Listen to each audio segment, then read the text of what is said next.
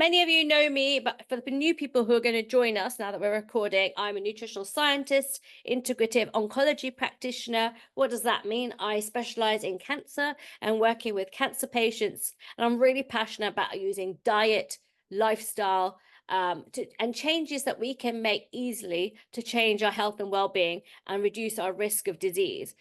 I'm very, very passionate about breast cancer, partly because I've had breast cancer myself and lots of members of my family have had breast cancer, but it's also an area of work where our South Asians are having much poorer outcomes. So I'm very, very passionate about that. And I'm really doing a lot of academic research now, looking at health inequalities, but also nutrition, lifestyle, physical activity, and breast cancer, particularly in South Asian and Black people. So that's me. I'm now going to pass it over to Fareeha to introduce herself.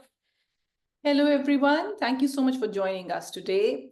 I'm a registered dietitian and I specialize in South Asian diets. I'm also a diabetes specialist and I run my private practice.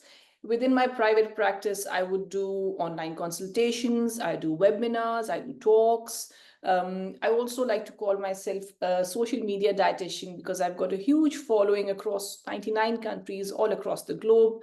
I'm not sure if you're aware with the Eat Well Guide, but I've also created the South Asian version for it, which is the South Asian Eat Well Guide. It has become extremely popular and being used in by many doctors, GPs, dietitians, nutritionists all around the country. And I work on different projects, but most of the time when someone wants to do a project with South Asians, they usually contact me because they think because I've developed that thing that I'm the specialist. So I'm doing all these projects with South Asians, mostly with regards to diabetes, dementia, heart health, etc. So this was a little bit of my introduction, and thank you so much for joining. Thank you, Fareeha.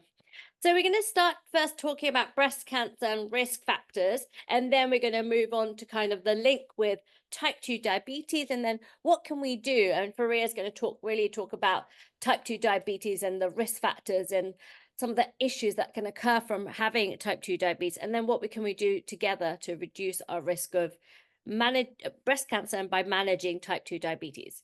So breast cancer basically develops in different parts of the breast. It can be in the glands or the ducts that produce milk and carry it to the nipple. And that's predominantly where it is. When it's in the duct, which is most cancers, that's kind of ductal carcinoma. When it's in the glands, it's called lobular cancer.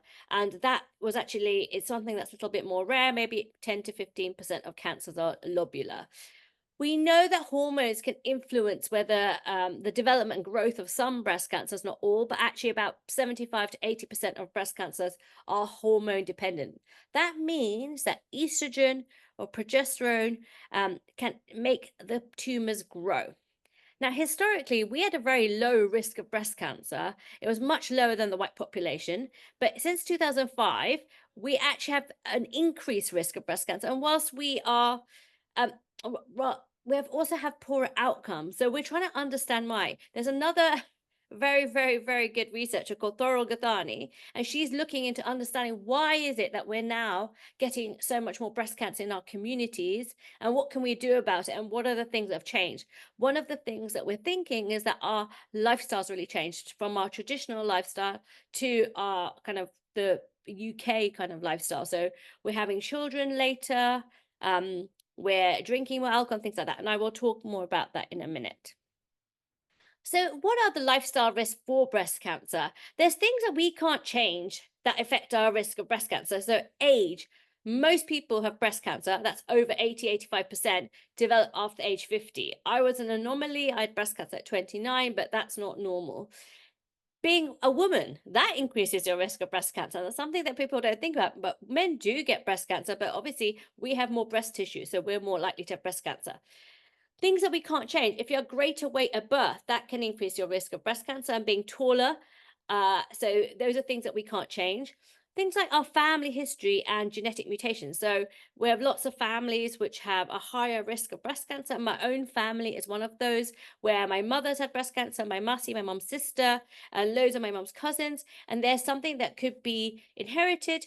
Only kind of 5 to 10% of breast cancer are actually inherited, but you can have familial risk. So that's what we have. The age of menarche, which is the age you start your periods, the people who start their periods younger, they have more cycles, so they're more likely to have breast cancer, increase their risk of breast cancer, and again, later menopause too. So that's another risk factor. And then the last one is dense breast, and that's something we're learning a lot about. We don't know much about it. You don't know if you've got dense breast until you go for your first mammogram. Then they'll tell you, or you ask the question, do I have dense breast tissue? Then there are modifiable risk factors. These are things that we can change. And things that increase your risk of breast cancer include physical activity. Sadly, South Asian women are the most sedentary group in the UK. And that potentially could be linked to now why we're having so much more increased risk of things like type 2 diabetes, breast cancer, things like that. Not only is it because it can lead to obesity and being overweight, which increases our risk of breast cancer, but there's also other things that physical activity does, which can reduce your risk of breast cancer or reoccurrence. Drinking alcohol, traditionally, we didn't drink alcohol. We know that drinking any alcohol at all increases your risk of breast cancer. And having, it's exponential depending on how much you drink, that can really increase your risk of breast cancer. Our reproductive history. So if you haven't had children by the age of 30, or if you don't have children at all, that can increase your risk of breast cancer. I've not had children, so that's definitely, I'm sure, a linked part of that. Breastfeeding actually reduces the risk of breast cancer, which is really important. So if there's opportunity for anyone to breastfeed or to tell their children to breastfeed, then that can reduce your risk. Hormones. We are now in contact with so many more hormones. So many younger women have taken oral contraceptives for a longer period of time, not just for contraceptive, but just to manage their periods and those kinds of things. That can increase your risk of breast cancer, and so can HRT. That's not to say that HRT is bad and that it's linked with increased risk of breast cancer, but there's definitely something to think about. And smoking really increases your risk of breast cancer, but particularly if you're smoking in your teenage years, most people don't know that. So if you're smoking when you start your periods, that massively increases your risk of breast cancer. And then there's lots of other things that we still don't know very much about, which is like our environmental toxins and the pollution we're exposed to, and things like that.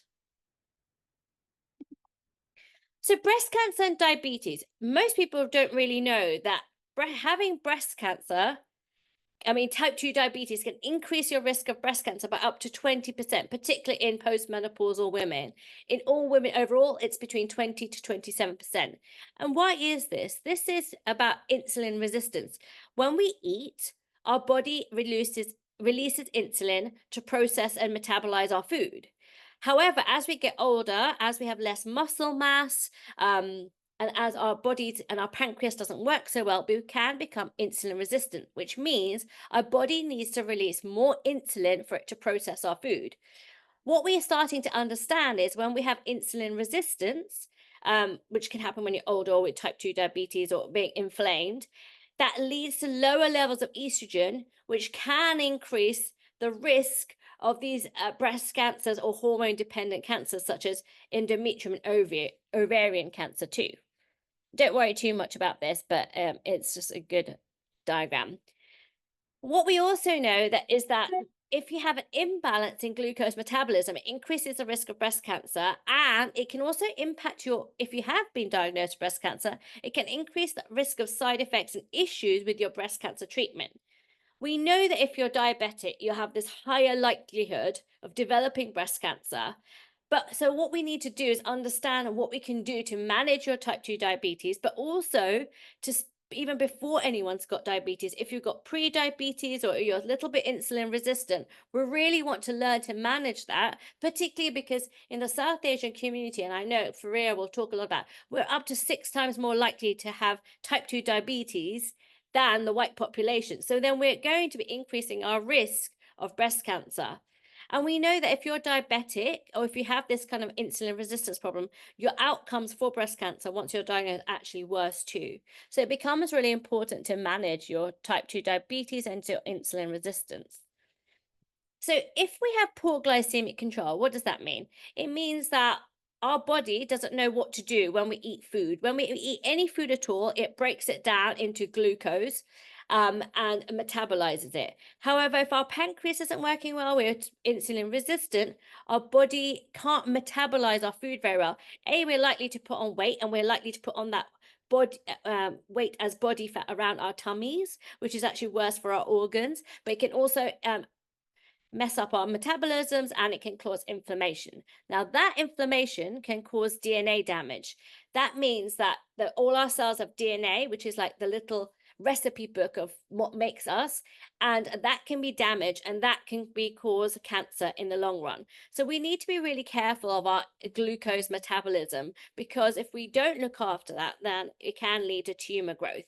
And if we keep having really high levels of insulin, that can lead to higher levels of insulin resistance and these insulin like growth factors, which are really important growth factors, which can trigger cancer formation. So how can we do that? We can use mixtures of diet and lifestyle, and Fareeha will talk a little bit more about that. Being overweight, we talked a little about that being one of the modifiable risk factors, but there's lots of different ways in which being overweight can impact our link to breast cancer. We know that if we've got extra body fat or excess fat cells, they can produce extra estrogen, particularly after menopause. When we're still having our cycle, most of the estrogen that we make is made in our ovaries, but when we go through menopause, some of the extra estrogen is made from our body fat. So the more body fat we have, the more estrogen we're releasing, and that can be linked to hormone receptor positive breast cancer. Again, if we have insulin resistance and our body's not working very well, and we have inflammation in our body, and that's to do with so many things. It can be to do with stress, what we're eating, all sorts of things. That's low-grade inflammation in the body can increase our risk of breast cancer. And then also having extra body fat can cause insulin resistance, which means that our body will keep making these growth hormones. If we have lots of these growth hormones, it can encourage cancer cells to grow. So what can we do? And I'm going to talk more about the risk factors when it comes to food and diet with breast cancer. And Fareeha will talk more about the type 2 diabetes. But we have done lots of research in over 12 million women, and we follow them for tens of years to understand what is it that increases our risk of breast cancer. And this is from the World Cancer Research Fund. So what's weird is if you're premenopausal, being slightly overweight is actually protective, whereas postmenopausal, it's very it increases your risk. We know that being taller increases, we know that drinking alcohol, we know that greater birth weight increases risk, but then vigorous physical activity reduces your risk. What do I mean by physical? When you're very out of breath and you're kind of doing a really hard cardiovascular disease, running, sort of exercise rather, not a disease, like running or playing squash or things like, or lifting heavy weights, all of those sorts of things. And also breastfeeding, we know that reduces the risk. So what can we eat? So there's definitely foods that we can think about both premenopausally and postmenopausally to help reduce our risk of breast cancer. It's slightly different for those who are premenopausal, for me and Fareeha maybe, and it'll be different to those who are already postmenopause. But we know that eating a high intake of non-starchy vegetables, so all of these amazing, colorful vegetables. So when we say non-starchy ones, we think not the potatoes, not the squashes, the pumpkins, not things like that, but all the other vegetables. That can decrease the risk of estrogen receptive breast cancer. And that's to do with the high fiber, because that high fiber helps to bind the used up estrogen and remove it from our body. Then there's foods containing carotenoids. Those are all those lovely orange and yellow foods. So things like mangoes, carrots, peaches, all of those foods have got pumpkin, have got carotenoids, and they're really protective for breast cancer. And we want to be eating lots of those lovely orange and yellow and red foods. Diets high in calcium. So a high calcium diet, and in premenopausal women, having dairy products, particularly fermented dairy products. So that could be things like kefir, live yogurt, all of those things are actually very protective against breast cancer, but it also supports your bones. And when we think about menopause, one of the problems that with menopause is that a lot of us have poor bone health. So having a high calcium diet along with kind of weight bearing exercise is really, really important. And then eating a portion of cruciferous vegetables and 2 portions of dark leafy greens. What are cruciferous vegetables? Those are things like broccoli, cauliflower, cabbage. They're all really important because they've got lots of cancer fighting chemicals. I actually wrote an article about this in the Daily Express last week. And they also have lots of things which are important to bind used up estrogens or hormones and remove it from our body. And dark leafy greens have got so many nutrients, including folate, which is very, very important. And then this low glycemic index diet. A low glycemic index diet is a diet where all the food you eat releases blood sugar very slowly. So when you have meals, and Fareeha will talk about this a little bit more, when you have meals which are higher in protein, higher in fiber, the glucose that's released once your body releases insulin is a little bit, so it's a little bit like this. It's gentle, not kind of really spiky. So that's what a low glycemic diet is. And we know that being vigorously physically active pre-menopause will reduce risk. Are we missing ones? Whoops. Right, okay. Now I'm going to pass it over to Fareeha. For postmenopausal women, it's all the same, and I haven't put on a slide about that. The only thing is with dairy, you want to have a high calcium diet, but it's really just the fermented dairy products, not normal dairy products. So that's the only thing that changes with that. And being moderately physical active reduces risk of breast cancer. So I'm now going to pass over to Fareeha, and then we're going to go through some more. And let me know when to press the slides, and I will do that for you. Okay. Thank you very much, Toral. It was lovely. Even I learned so much from you. And to be honest, I came to know that people with diabetes are at high risk of breast cancer. Toral told me about that. I didn't know. So we're all learning from each other. We are health professionals, but every day is a learning day for us. So as I said, I'm a diabetes specialist. So I'm going to cover more around diabetes. I've kept it quite short because there's too much to cover, but you will get an idea and you'll get the gist of it. So South Asians, Toral has already mentioned that we as South Asians are at higher risk of developing type 2 diabetes compared to the other population. And there are many reasons for it. And they're the biological factors, but it also depends on our diet, on activity levels, and on our lifestyle behaviors as well. So it is not just the biological factors as well.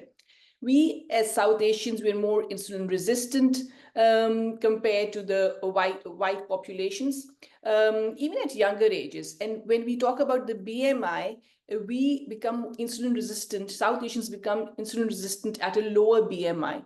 If you look at the NHS website, it said that a healthy BMI is between 20 and 25, but for South Asians, it is 23. The risk factors start at 23 BMI. So again, we're at high risk of diabetes.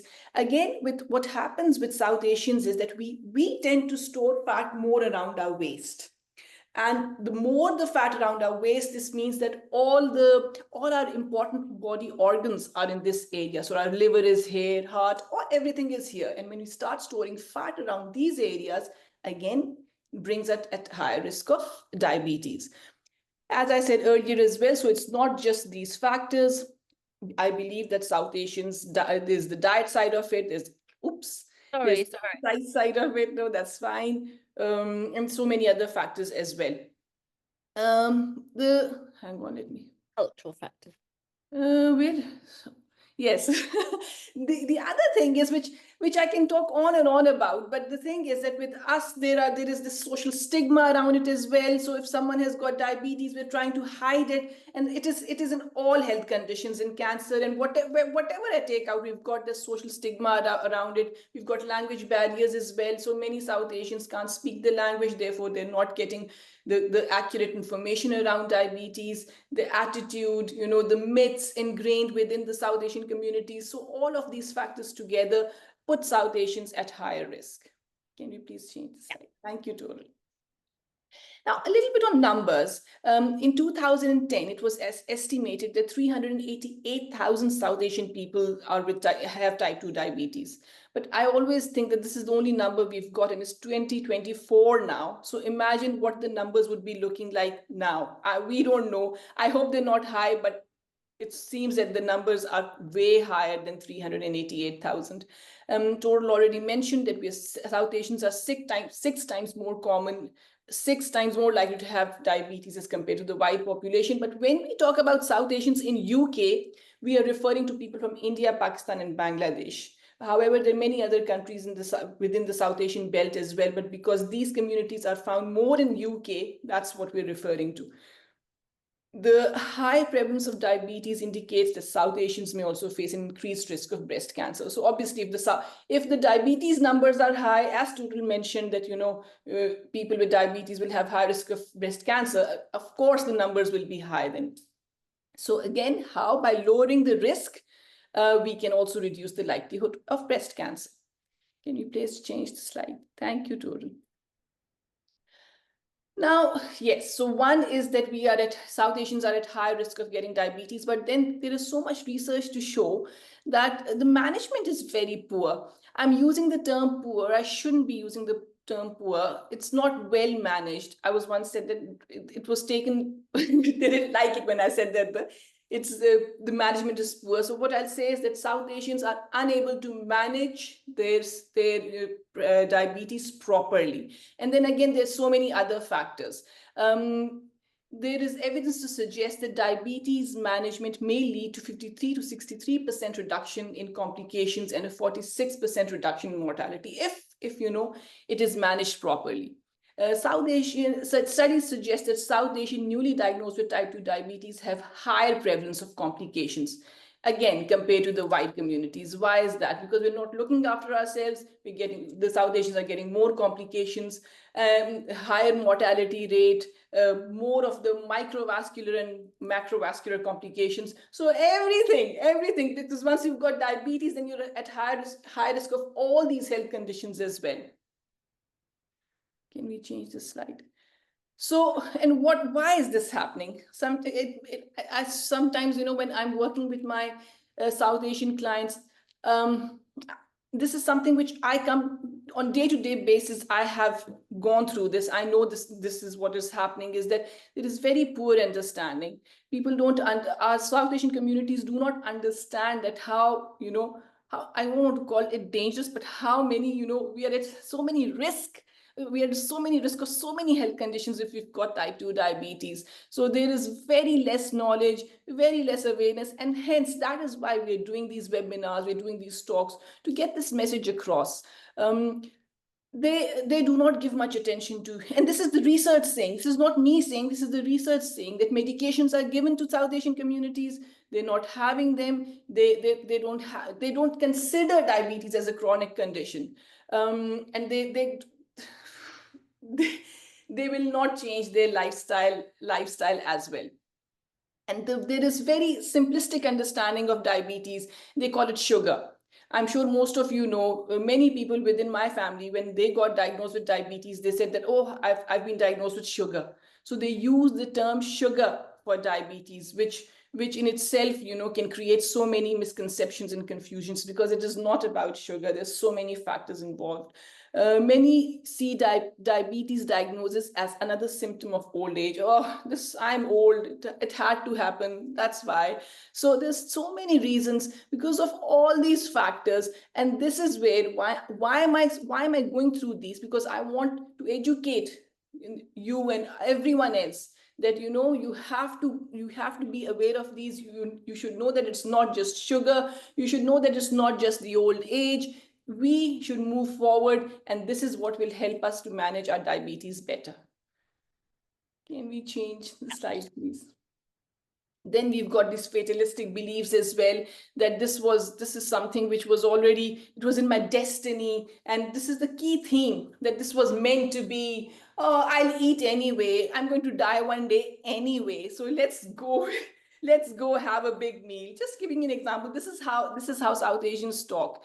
There is always reluctance to initiate diabetes medication, and they don't, believe it or not, many of my clients, they book appointments with me with the intention, they say to me that do something that I don't have to take medication. Put your magic into your, consultations, that somehow with diet, I never have to take medication ever. And then there is this natural remedies as well. Again, I won't stop you from having them, but the problem comes that they just rely on these natural remedies, and they totally ignore medications and other, lifestyle changes which they have to make. They're holding on to these diet myths. There's so many strange myths which I come across every day. new myths coming up because of these WhatsApp messages as well, which the mums exchange between each other. So we really need to, get this message across that we have to dig deep and get rid of these ingrained diet myths as well. And I think Yes.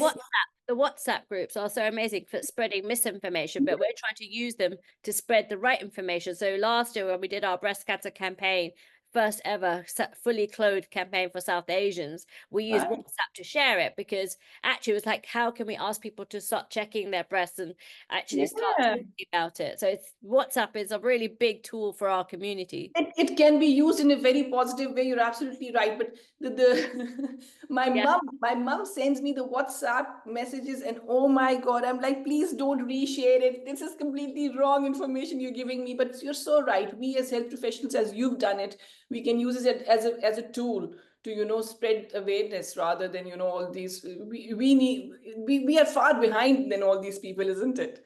Yeah.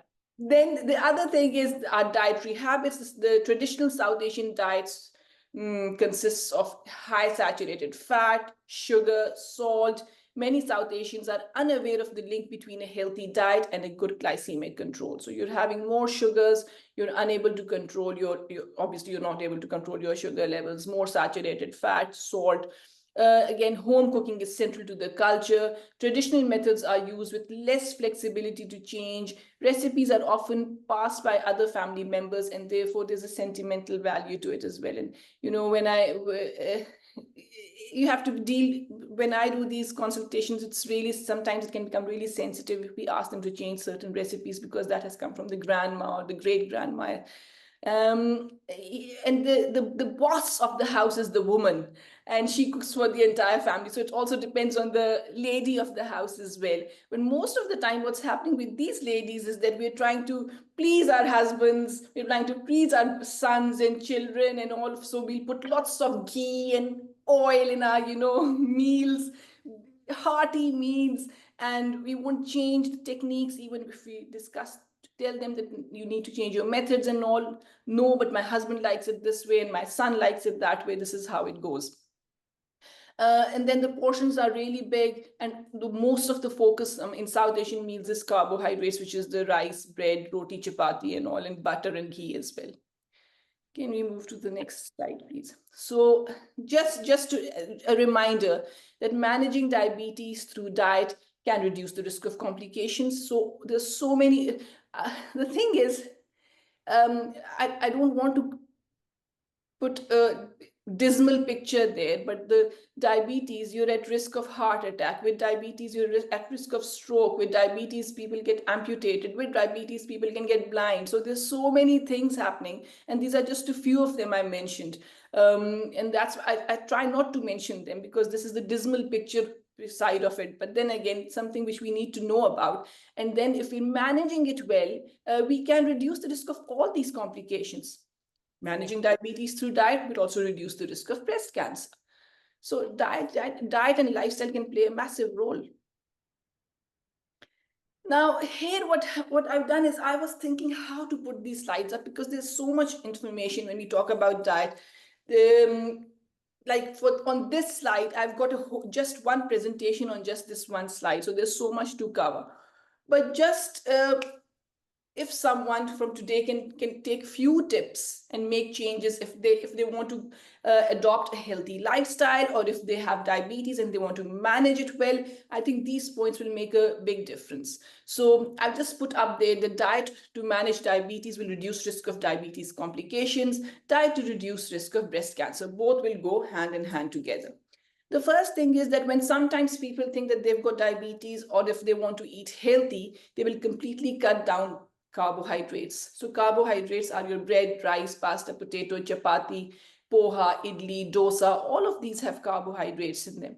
And the belief that we have to cut them out is not. That's why I've put it. The first thing is that you need to be having them. Carbs give us energy. You're walking, you're talking, you're moving. How is that happening? That carbs are breaking down in our body, changing into glucose. That glucose is giving us energy. So we do need carbs, but the important thing to understand is there are two things to understand when we're thinking about carbohydrates. One is how much are you having and what type of carbs you're having. So when I say type, Toral already mentioned that we need to be focusing on the whole grain options. So if you're having your roti, rather than having the white atta roti, go for the whole meal roti. So always thinking about how you can go for the whole grain options. Brown rice, brown pasta, and that's the added fiber, that's the whole grain you're having.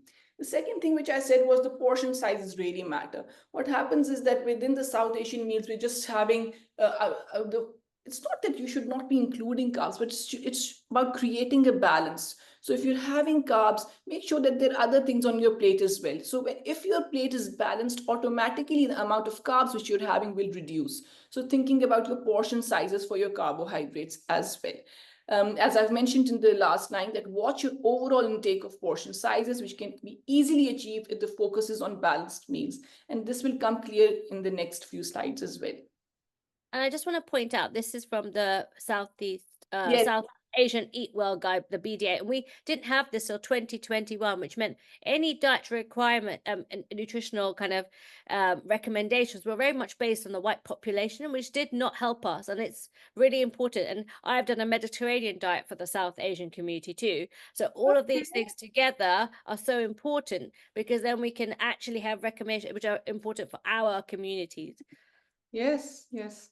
Now coming to the fruit side of it, fruit and vegetables. Again, there is this fear around fruit. I don't want to have banana. I've got diabetes. I'm not having bananas. I've got diabetes. I've stopped having grapes. I've got diabetes. I'm not having mangoes. So again, that's why the first point is that you're not excluding any fruit from your diet. Again, it comes how much you're having is really important. All types of fruits are beneficial, each providing a unique source of vitamins, minerals, and antioxidants. So again, for example, because this comes up quite a lot, I'll give an example of grapes. So you're not having the whole punnet, but you're just having 80 grams, but you're just having a handful. Anything that sits in the palm of your hand will be the portion.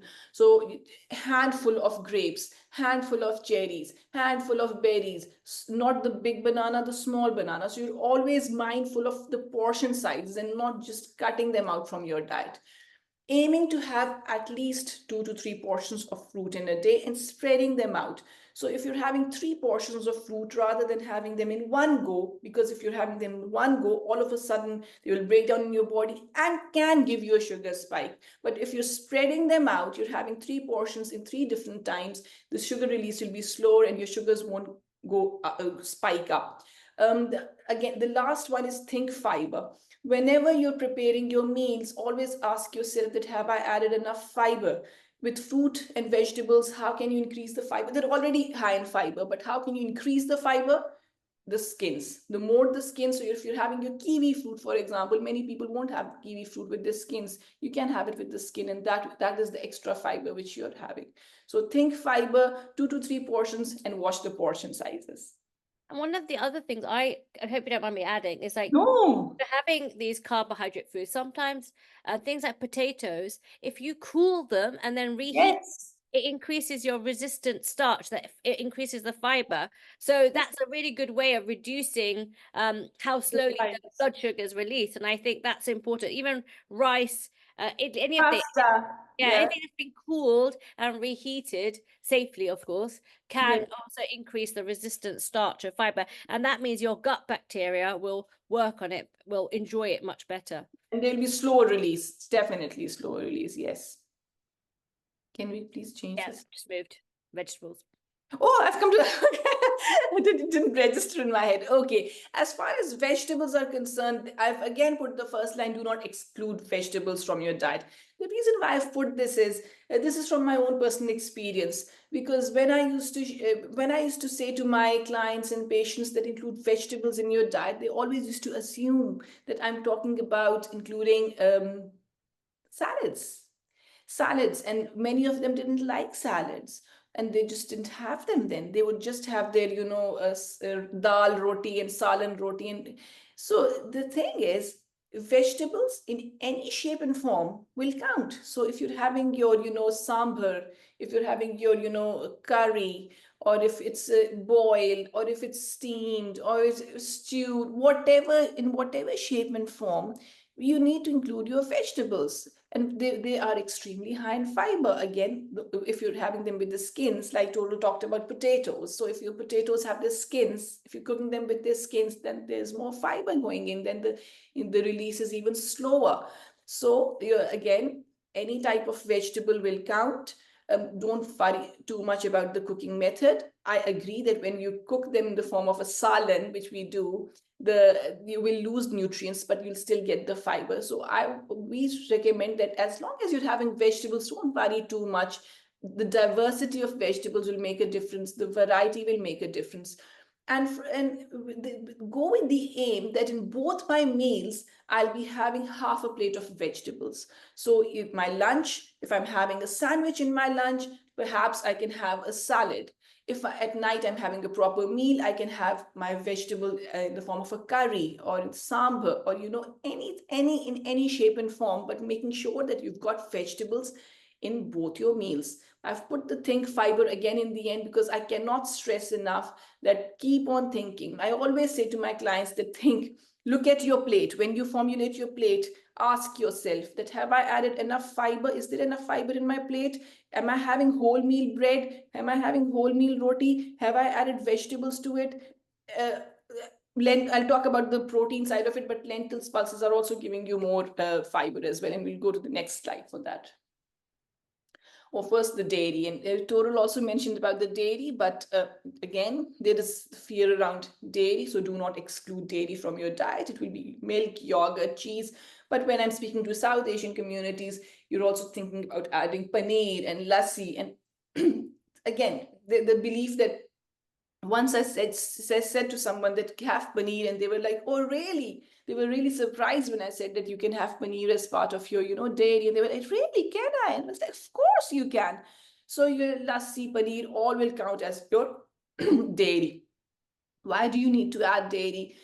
Toral also mentioned that we need to be having calcium if we want to reduce the risk of breast cancer. So dairy is a source of calcium, protein, riboflavin, B vitamins, and iodine. How much should you be having?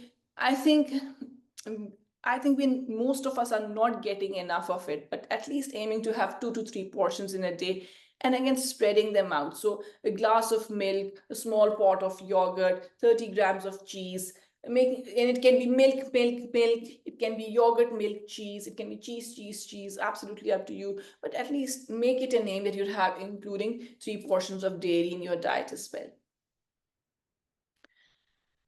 Again, coming to protein, do not exclude protein. Aim to include protein in all your meals, because that will, adding protein to your carbs will the spikes which you will be getting from carbs, it will control those spikes. When we have carbs and protein together, it will attenuate the sugar levels. As health professionals, we're asked to tell all our clients and all our patients that go more and more for plant-based proteins. I think South Asians already are having a lot of plant-based proteins because many of the South Asians are vegetarians anyway. But thinking about plant-based proteins such as lentils, pulses, beans, tofu, tempeh, and for those of South Asians who do have meat as their proteins, I always ask them that aim to have one meal as your plant-based and one meal as your animal-based protein. So if you really, because many of them say that we can't have our meals without chicken or meat or whatever. So go one step forward, take a step forward, one meal plant-based, one meal animal-based. And if you are a vegetarian, you can include tofu in one meal, lentils and beans in one meal. The thing is that usually what's happening in South Asian meals is that they'll have carbs and vegetables in their meals, and they'll completely ignore the protein side of it. So reminding yourself that I have to add protein as well in my diet. But of course, you have to avoid the processed meat. That's another topic on its own, but thinking that you're not having processed meats, limit intake of red meat and opt for lean meats, 2 to 3 portions in a day, perhaps having 2 eggs at breakfast, And lunch and dinner, you can add any source of protein you like, and that would come to 3 portions. Fats, again, there is a lot of scare around fats. When someone wants to lose weight, they completely cut out fats from their diet, but that's not the case. We need fats as well because fats help us absorb vitamin A, D, E, and K. Fats cushion our body. Some fats are good for our heart health as well. So we really need to be including fats, but then again, thinking the type of fats what type of fats we're having is really important. South Asians have this really love for ghee, and many of my clients usually are not happy when I ask them to limit their intake of ghee because they love ghee. And there is, again, this goes back to the belief system, the belief that, ghee. And when I say ghee, they're like, no, asli ghee hai. It's asli, it's real. So I was like, even if it's asli, it's got saturated fat in it, and it will affect your cholesterol levels. So they get quite offended with it. But ghee is saturated fat, butter is saturated fat, and we need to limit this because these will take up our good cholesterol, bring down will take up our bad cholesterol, bring down our good cholesterol. So we need to limit them, and we need to think about the healthy fats. When I say healthy fats, we're thinking about vegetable oils, we're thinking about olive oil, rapeseed oil, avocado oil, any oil which is associated with from vegetables, that will be the healthier option. And the other thing you can add to healthy fats is avocado and nuts and seeds. Nuts, olives, Very good. nuts, Yeah. Nuts seeds. and seeds are so important. We love those in our South Asian culture, nuts and seeds. Oh, and then again, I always say that I think sometimes you overdo it. So the dosage is really important when you're having your nuts. 30 grams of nuts is something which you should aim for, and not just finishing whole bag when you're watching your favorite Netflix serial or whatever. And you've got to remember that nuts, they're more predominantly fats than protein. I had someone I was talking to at the weekend who said, "Oh, I Yeah. eat so many nuts every day." And they're like, "Oh, that's my protein." I said, "No, if we think Ah, about mixed Brazil nuts, that's 66 grams per 100 grams of fat and only like 14 grams of protein. So that's yeah, not the right yeah. food to think about protein." Absolutely. So this source of protein and fats, but of course more fat. So that's where the dosage is really important. If you're having 30 grams, you're getting the benefit. But if you're having 70, 80 grams, then you're way then you know what's happening to your cholesterol levels. So this is why we say that dosage is really, really important. And we know that our cholesterol levels are also linked to that insulin resistance and diabetes. So it becomes really important as well. I want to talk a little bit about physical activity now and breast cancer. So we've talked about the risk factors that we know that if you exercise more, it reduces your risk of breast cancer, but also exercising more can help to manage your type 2 diabetes, particularly when you're building muscle. And what we know is that exercise improves your insulin sensitivity. It also reduces your fasting insulin, and that reduces our risk of breast cancer and type 2 diabetes. We also know that if we have more physical activity, we decrease the amount of estrogen in postmenopausal women, and that helps to reduce the risk. However, South Asian women are amongst the least active groups in the UK, the US, and Canada, and we are doing the least exercise. Walking is not enough, and I cannot stress that enough. But despite we're normally us being less overweight, we gain more weight from the age of 20 to menopause. So we might be smaller, but we're just gaining more weight because we're doing less exercise. So we have to undertake this moderate or vigorous physical activity. And how much do we need? So all the government recommendations, whether it's the UK or US or Canada, they all recommend 150 minutes of moderate aerobic, that's cardiovascular exercise, or 75 minutes of vigorous exercise, and at least 2 strength training exercise groups for all your major muscles at least twice a week. However, what we know now is that South Asians, because of our metabolic health, because we're more likely to put this fat around our middle, because we are more likely to have insulin resistance, because our BMI needs to be lower, we need to do 230 minutes a week rather than 150. So that's an extra 10 to 15 minutes a day of this moderate physical activity. So if we're only walking half an hour, it's not going to be enough. We really need to be adding in that, and it doesn't mean you have to go to a gym. You could be dancing, you could be gardening, you could be doing some sitting up and down off the chair and using cans of beans as a squat while you're watching TV. But this is important. And this is a real lady. This lady, this Masiba, she's in her 80s. She lives in Mumbai. She started strength training with these weights with her grandson in Mumbai in the COVID pandemic, because realized she wasn't really able to get out and about. So hopefully this will inspire you all to. And she's not got any clothes. She's in her dining room. You can see she's doing it her sari in her bare feet. And that's what we need to be doing, because when we're training, we want to be training our bodies so they can move as we get older. We want to be, if we want to travel, for example, we want to be able to put those suitcases in the overhead compartment. We want to be able to carry 2 bags of shopping. All of this is training for our older age. So a little bit, we've done this perfectly on time. I'm very impressed with us. So a little bit about how Fareeha and I work, and then we're going to take some time for questions.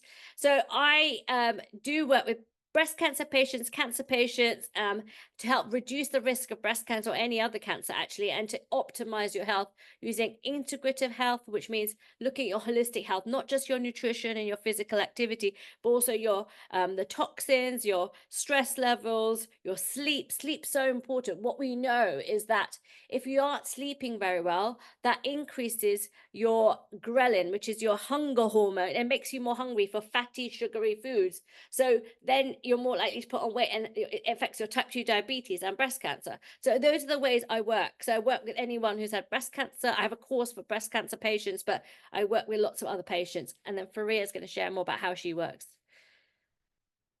Oh, are you muted?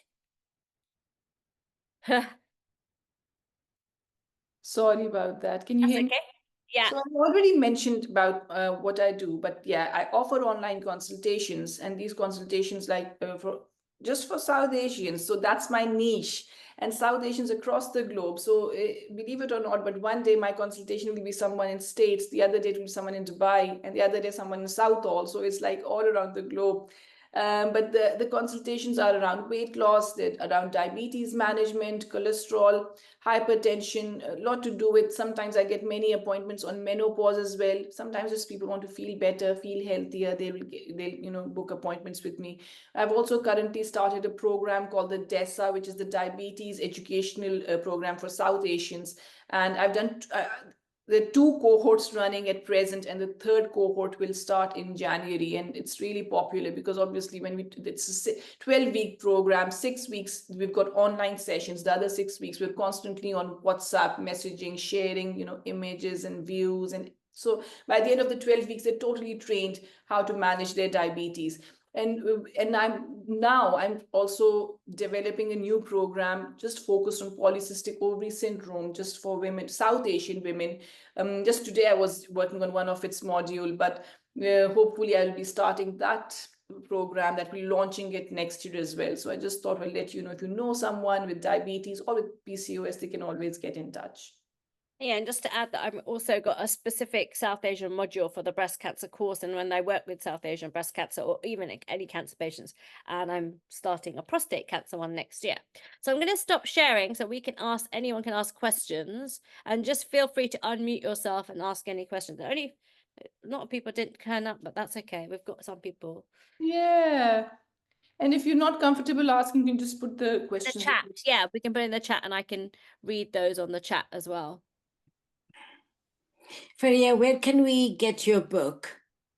So my book, now there are two books. One is, which was all about portion sizes. That was only published in Pakistan. So basically, my origin is from Pakistan. So that was published in Pakistan. The other book which has been recently published, and it's more of a journal. It's like, I won't call it a book, but it's like something, it's for self-monitoring. So if you look at, do I have it here? Let me check if I. No, I don't have it. I just have a dummy copy of it, but this is the book, but it's just the dummy copy. And within this, what is happening is that how much did you eat today? So I talk about the portion sizes, how much did you sleep? So it's more of a journal. If you're up to this, if you check are you on Instagram? No, but I can send an email out with the link. Yeah, okay, I'll send you the link. I'll Yeah. send you the link if you want to order this. The other one is just in Pakistan, but hopefully I'll be working on something where I would be able to publish a book in UK as well someday. Yeah, just one thing, that I am a pre-diabetic, and Okay. I went to a course, called like Desmond. You probably heard of. Yeah. I know about it. And unfortunately, it was very disappointing in the sense that it didn't deal with the. I did ask, will they be dealing with Asian diets? I'm a vegetarian, so Oh, okay. but unfortunately, there was no, well, not much of a I know, and course on that. that's why I did this program of mine. If you are interested, I'll ask Toral as well to put the details in. But my program, the next one will start in January, and that is for pre-diabetes and diabetes, specifically tailored for us South Asians. Sure. And how much does that cost, if you don't mind me So asking? yes, it is £150 for 12 weeks. Okay, fine. Thank you. So within that 6 weeks will be you'd get diet plans as well, but within those 6 weeks we get to meet for 1 hour every day, and then the 12 weeks we're constant in touch on WhatsApp. So you've got a question, you just send me a message and we'll discuss it through the WhatsApp. Good. Okay, fine. Thank you. Thank you. Anyone else? Bina, Yasmin, anyone got any questions? Well, thank you. I know this is obviously a lot of people, it's a very awkward time for people, but we have recorded this as a resource and it'll take me a little bit to download it. But once we, I'll get the resources from Fareeha, and then I'll make sure we send it out as an email for all of you to share the video, the resources, all of these things. So we will send that out in the next couple of days and you can all share that, and hopefully you can even watch it back. So if there's anything you wanted to pick up again, then you can do that too. So yeah, I just sorry, Toral. I just thought, being an Asian, like we talked about rice and chapatis and all that. And like every day, all right, you can make pasta sometime, but mostly our diet would be rice and curry or chapati and curry. It comes again. The thing is, it comes down to the portion sizes. So when in my program, when we talk about, first what we do is that we talk about how much protein you should be having. Specifically with you, you'll be struggling to fulfill your protein requirements.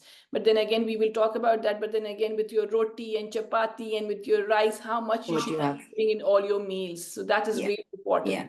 And again, it's the balance. So have you included vegetables? Have you included protein? Have you included dairy? So all these things together will fill you up as well.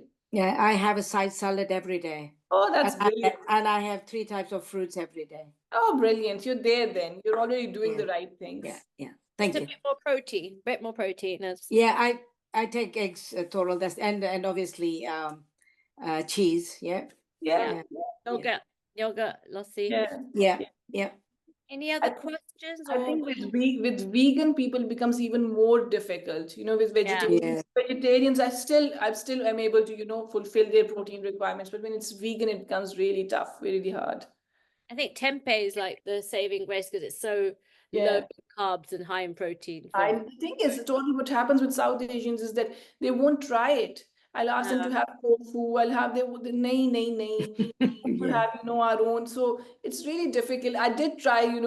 I put some recipes up on my Instagram as well for tofu, the desi style, but people won't have it. You can use it instead of paneer. Yeah. Of course. Yeah. But yes, thank you for joining. Perfect. So it's now 4:59. So we did very well. Perfect timing. But thank you all for joining us, and we will be sharing more information about the courses and things and that's it. Take care. Yeah, and thank you for making us aware that breast cancer is connected to diabetes type 2. I never ever knew that. Yeah, to be honest, a lot of doctors don't talk about it because they don't know. And even Fareeha, as you said, she didn't know, and I'm very passionate about that. So well done. Thank you. Thank you, everyone. Bye-bye.